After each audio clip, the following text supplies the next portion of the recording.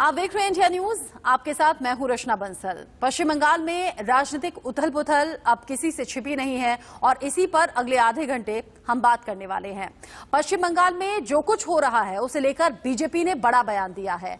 BJP ने कहा है कि बंगाल की हालत कश्मीर से भी ज्यादा बेहाल है। बीजेपी ने ऐसा क्यों कहां कहा, ये सब कुछ बताने और समझाने की जरूरत है नहीं, ये सब कुछ चर्चा में बना हुआ है। बीजेपी अध्यक्ष नड्डा और बंगाल के प्रभारी कैलाश विजयवर्गीय पर हुए हमले की तस्वीरें हर किसी ने देखी हैं। इस हमले के बाद पूरा बीजेपी कैडर ममता बनर्जी को पानी पी पी कर कोस रहा है। गृह मंत्री अमित शाह ने बंगाल के चीफ सेक्रेटरी और डीजीपी को तलब भी किया, लेकिन ममता की तरह ही उनके सिपह सलार भी ढीठ निकले। जेपी नड्डा और कैलाश विजयवर्गीय पर हुए हमले को लेकर बंगाल बीजेपी के नेताओं ने इलेक्शन कमीशन में ममता के खिलाफ शिकायत की है। बीजेपी की शिकायत के बाद चुनाव आयोग भी अब एक्शन मोड में आ गया है।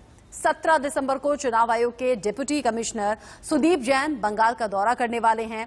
लेकिन बड़ा सवाल यही कि बंगाल के सियासी चरित्र में इतना रक्त क्यों है।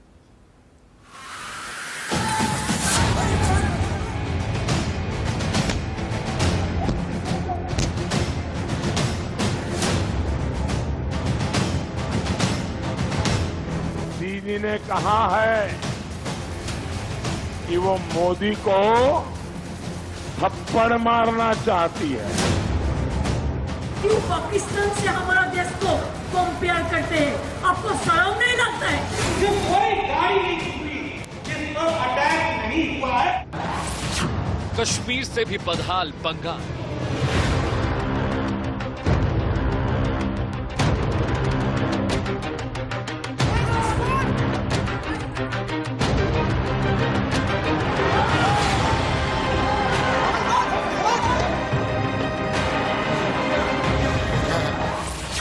ममता राज में कानून व्यवस्था बेहाल।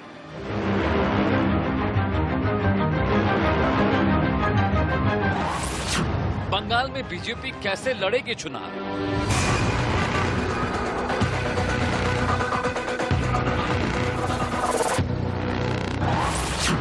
बंगाल में कब थमेगी बम बल की राजनीति?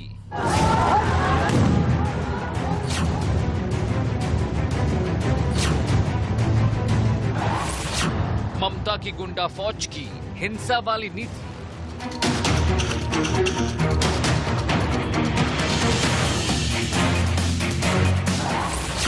न कानून का डर, न संविधान का सम्मान।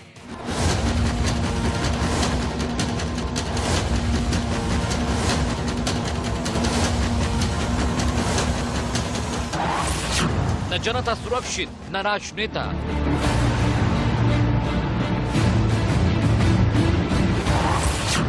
बंगाल में चुनाव नहीं आसान। बंगाल के राजनीतिक चरित्र में इतना रक्त क्यों है, इतना खून खराबा क्यों है, इतनी हिंसा क्यों है? बंगाल के राजनीतिक चरित्र को समझने के लिए आपको 4 दशक पीछे जाना होगा।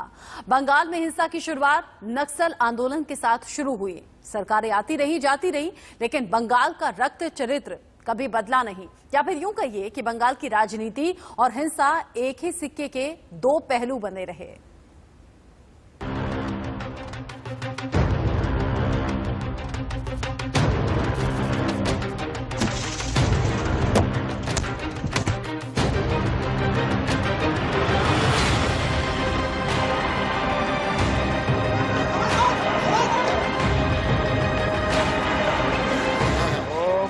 दीदी मोदी को हटाओ, मोदी को देश से निकाल लो। 3 जुलाई 24 परगना, 16 जुलाई नदिया, 6 अगस्त मुर्शिदाबाद, 15 अगस्त हुगली, 6 सितंबर वर्धमान, 17 सितंबर मिदनापुर।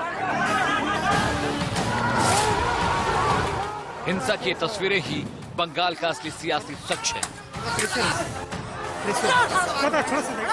बंगाल में हिंसा का इतिहास 4 दशकों पुराना है।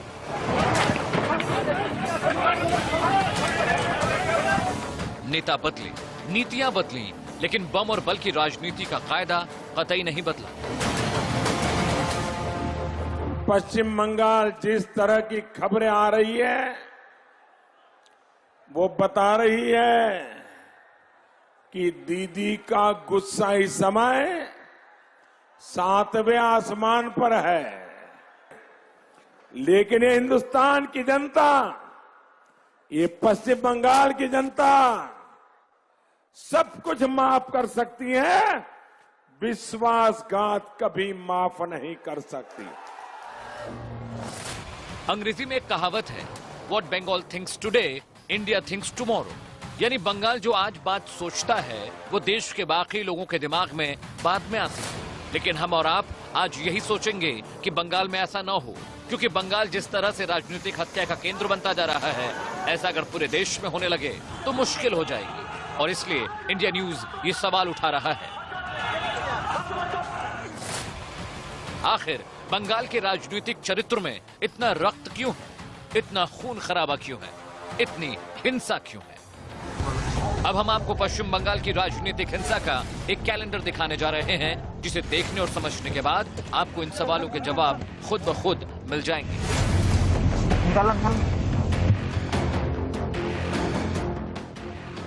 इसी साल 3 जुलाई को दक्षिण 24 परगना में एक टीएमसी कार्यकर्ता की हत्या हुई। अगले ही दिन इसी इलाके में SUCI के एक नेता की हत्या की गई और इसके ठीक एक दिन बाद नादिया में बीजेपी कार्यकर्ता भी मारा गया। 16 जुलाई को नदिया में बीजेपी कार्यकर्ता बापी घोष की हत्या की गई। 6 अगस्त को मुर्शिदाबाद में टीएमसी कार्यकर्ता की बम हमले में मौत हुई। 15 अगस्त को हुगली में बीजेपी कार्यकर्ता सुदर्शन प्रामाणिक की हत्या की गई। 6 सितंबर को वर्धमान में बीजेपी कार्यकर्ता रॉबिन पॉल की हत्या हुई। इसी तरह 17 सितंबर को दक्षिण मिदनापुर में टीएमसी नेता गणेश सरकार की हत्या हुई। 19 सितंबर को बीजेपी कार्यकर्ता दीपक मंडल की, 4 अक्टूबर को बीजेपी कार्यकर्ता मनीष शुक्ला भी मारे गए। बीजेपी अध्यक्ष जेपी नड्डा, पार्टी महासचिव और बंगाल के प्रभारी कैलाश विजयवर्गीय के काफिले पर हुए हमले की तस्वीरें तो आपको याद ही होंगी।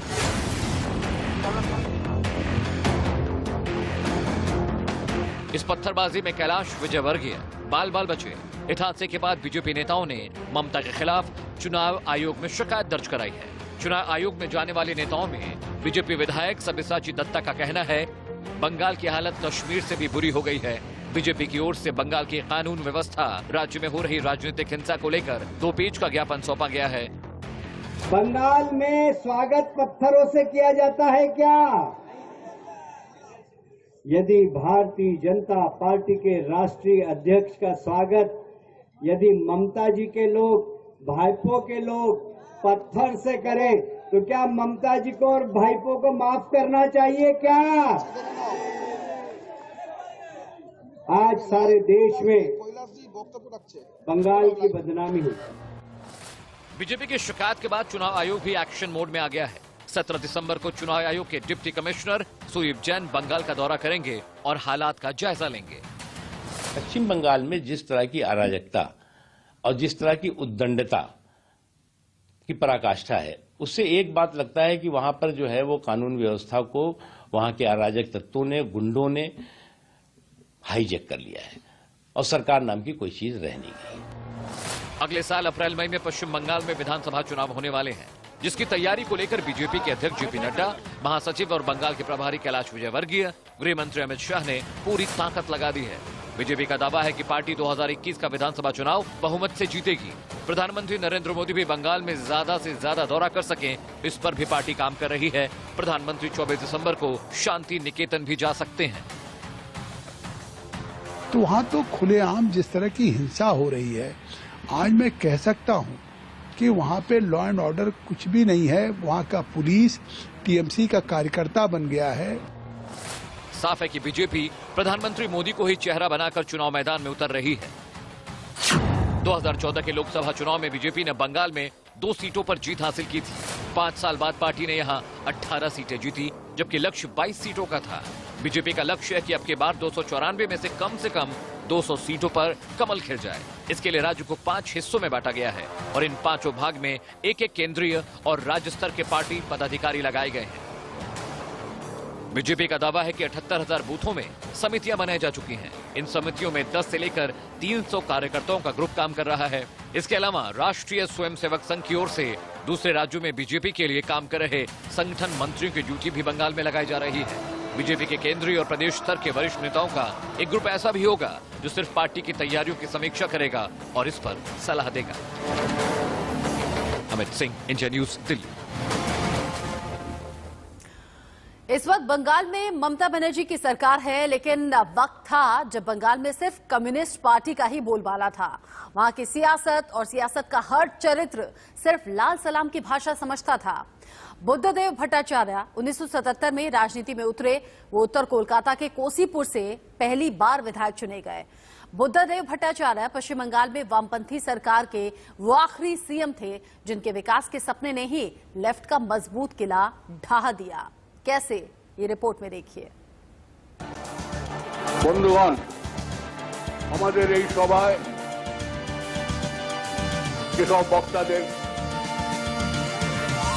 বক্তব্য রাখার কথা ছিল সবাই বলেছেন। বন্ধুগণ, আপনারা সব বক্তৃতা শুনেছেন।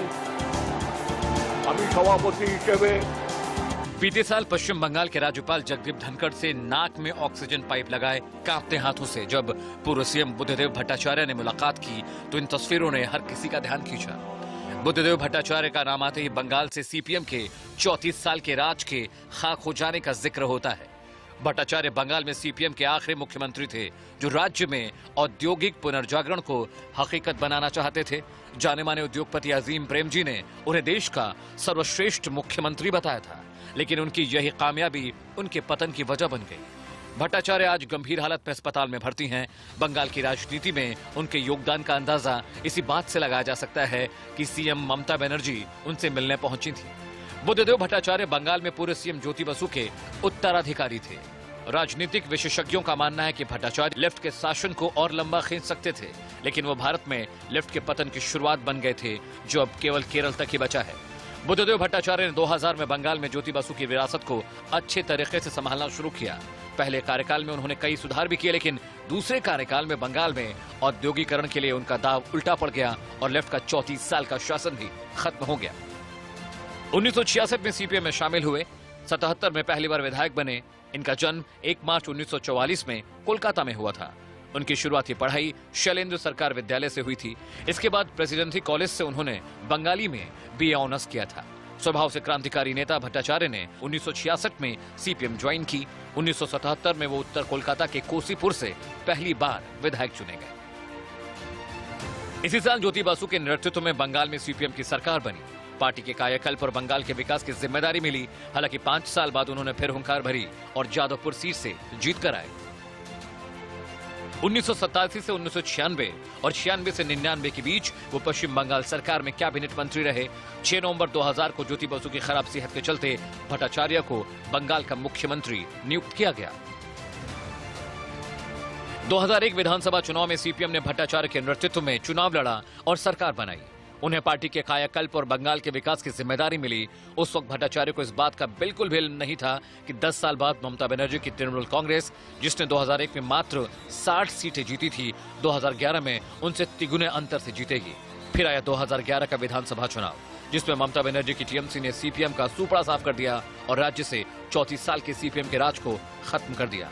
ममता की पार्टी ने चुनाव में 184 सीटें जीती थी, जबकि सीपीएम को सिर्फ 40 सीटें मिली। Amit Singh, India News, Delhi.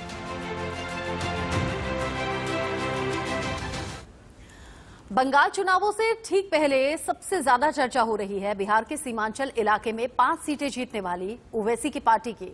इस बार ओवैसी बंगाल में पूरी ताकत के साथ चुनावी मैदान में उतरेंगे। राजनीति के जानकार कहते हैं कि बंगाल की सियासत में ओवैसी की एंट्री से ममता को नुकसान होगा और बीजेपी को बड़ा फायदा। कभी ममता को शिखर तक पहुंचाने वाले मुस्लिम वोटर कैसे इस बार उनकी मुसीबत बढ़ाने वाले हैं, इस रिपोर्ट में जानिए।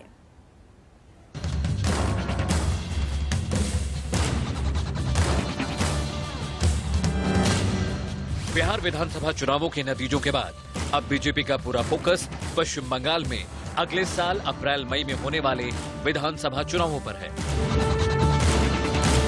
ममता अपने माइनॉरिटी वोट बैंक के बूते 10 साल से सत्ता पर काबिज हैं, लेकिन इस बार ओवैसी की ऑल इंडिया मजलिस इत्तेहादुल मुस्लिमीन के भी बंगाल चुनाव में उतरने के ऐलान से तमाम समीकरण बदलते नजर आ रहे हैं। ऐसे में बड़ा सवाल ये है कि क्या ओवैसी ममता के वोट बैंक में सेंध लगाकर उनका खेल बिगाड़ेंगे? क्या इससे बीजेपी को सत्ता हासिल करने में मदद मिलेगी? तृणमूल कांग्रेस और सीपीएम जैसी पार्टियों ने ओवैसी के चुनाव मैदान में उतरने को खास तवज्जो नहीं दी। दूसरी ओर बीजेपी ने भी कहा कि उसे बंगाल की सत्ता हासिल करने के लिए एआईएमआईएम या किसी और की मदद की जरूरत नहीं है। लेकिन अंदर खाने तमाम दल ओवैसी की ओर से मिलने वाली चुनौतियों की काट के लिए रणनीति बनाने में जुट गए हैं। तो मैं आज बंगाल की जनता को कहना चाहता हूं कि सरकार बंगाल के गरीबों के अधिकार को रोक कर बैठी। हम किसानों को पैसा भेजना चाहते हैं, किसानों की सूची नहीं मिलती। हम गरीबों को आयुष्मान भारत योजना के माध्यम से 5 लाख तक स्वास्थ्य का खर्चा देना चाहते हैं। आयुष्मान भारत योजना बंगाल के अंदर लागू नहीं होती। किस प्रकार की व्यवस्था आप कर? राजनीति की भी एक हद होती है और आप हमें कह रही है हम राजनीति कर रहे हैं। देश भर ने आयुष्मान भारत योजना स्वीकार ली। अंत में अरविंद केजरीवाल जी ने भी स्वीकार ली, मगर ममता दीदी आप क्यों नहीं स्वीकार रही हो? बंगाल की जनता आपको पूछना चाहती है। बिहार के चुनावी नतीजों के बाद ओवैसी ने बीजेपी को हराने के लिए ममता को चुनावों से पहले गठजोड़ का प्रस्ताव भी दिया था, लेकिन ममता और उनकी तृणमूल कांग्रेस ने इसे खारिज कर दिया।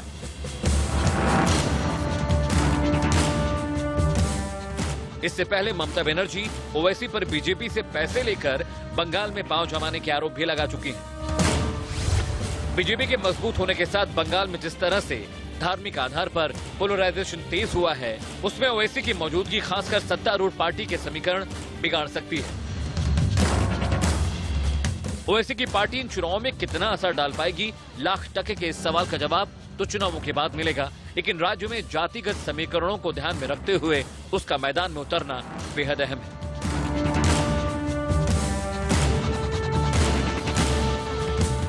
दो 2011 की जनगणना के मुताबिक पश्चिम बंगाल की कुल आबादी में 27.01% मुस्लिम थे। अब यह आंकड़ा 30% के करीब पहुंच गया है। बांग्लादेश सीमा से लगे राज्य के जिलों में मुस्लिम आबादी बहुतायत में है।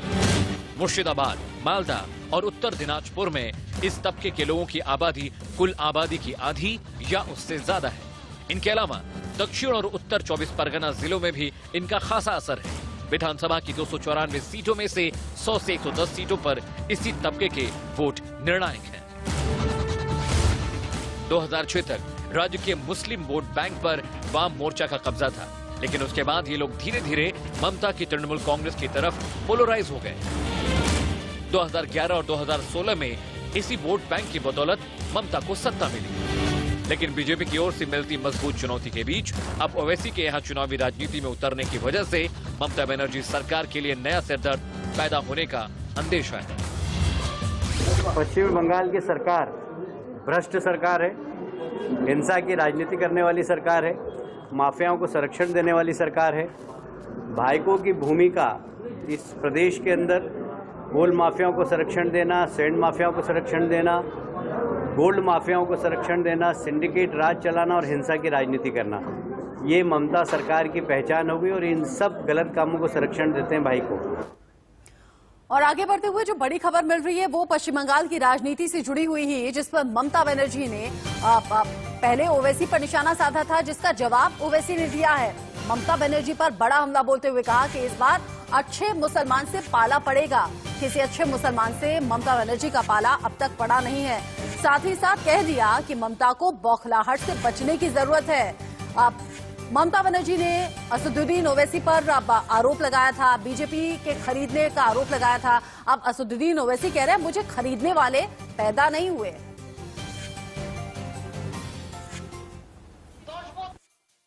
ममता बनर्जी को अब तक साबिका पड़ा है मीर जाफर और मीर सादिक से। ममता बनर्जी को एक अच्छे मुसलमान से अभी तक साबिका नहीं पड़ा, वो पड़ जाएगा। अगर वो ये कह रही है दौलत मिली है, तो भाई असदुद्दीन ओवैसी को कोई इतना बड़ा आदमी पैदा नहीं हुआ दुनिया में जो दौलत की बिना पे खरीद सके।